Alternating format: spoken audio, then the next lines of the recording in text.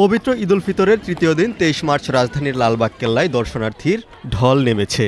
পরিবার পরিজন ও বন্ধুবান্ধবরা মিলে ঐতিহাসিক এই স্থাপনা দেখতে এসেছেন। এদিন দুপুর ১:৩০টায় কেল্লার ফটক খোলার কথা ছিল, কিন্তু ১২টা থেকে কেল্লার সামনে দর্শনার্থীদের ভিড় দেখা যায়। দর্শনার্থীদের কথা বিবেচনা করে দুপুর ১টার দিকে খুলে দেওয়া হয় কেল্লার ফটক। কেল্লার চত্বরে ঢুকে সবাই যেন হারিয়ে যান অন্য এক জগতে। কেউ কেউ ছবি তুলছেন, অনেকে সবুজ প্রাঙ্গণে বসে আড্ডা দিচ্ছেন, আবার কাউকে দেখা যায় মনোযোগ দিয়ে শত বছরের পুরনো স্থাপনা দেখতে। এবং লালবাগ কেল্লা একটা দর্শনীয় স্থান, এখানে এসে আমাদের খুব ভালো লাগছে। আমরা প্রতি বছর ঢাকার ভিতরে তো ওরকম বেশি একটা জায়গা নেই।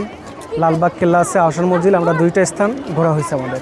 এখানে আসলে ঘুরতে আসি, মানে ভালো লাগে জায়গাটা আর কি, সেই জন্য আসা। আর ঈদের সময় বলতে সময় পাওয়া হয় ঈদের ছুটির কারণে, এই জন্য একটু আর কি ঘুরতে আসা হয় আর কি। মুঘল সম্রাট আওরঙ্গজেবের ছেলে সুবেদার মোহাম্মদ আজম শাহ লালবাগ কেল্লার নির্মাণ কাজ শুরু করেছিলেন।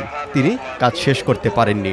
তার উত্তরসূরি মুঘল সুবাদার শায়েস্তা খাঁ নির্মাণ কাজ আবার শুরু করেন, কিন্তু তিনিও কাজ শেষ করেননি। পুরান ঢাকার সবচেয়ে সুন্দর স্থাপনার মধ্যে একটা তো এটা আছে, আহসান মঞ্জিল আছে, সব জায়গায় মানুষের সমাগম, এটা আমাদের বাসার কাছে আর কি। যেটা বোঝা যাচ্ছে যে খুবই সুন্দর একটি পরিবেশ, এবং এইখানে যারাই এসেছেন সবাই আমার মনে হচ্ছে যে ঈদের আনন্দটা উপভোগ করার জন্য।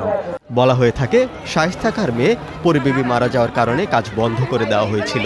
কেল্লার মধ্যেই রয়েছে পরিবেবীর মাজার।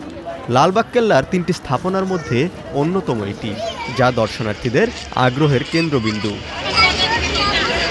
লালবাগ দুর্গ ও জাদুঘরের কাস্টেডিয়ান মুখলেসুর রহমান ভূঁইয়া প্রথম আলোকে জানান, ঈদ ও পরের দিন মিলিয়ে প্রায় ২২,০০০ দর্শনার্থী লালবাগ কেল্লায় ঘুরতে এসেছেন। সোমবার সেই সংখ্যা ১০,০০০ ছাড়াবে বলে তার প্রত্যাশা। রাকিব হাসান, প্রথম আলো।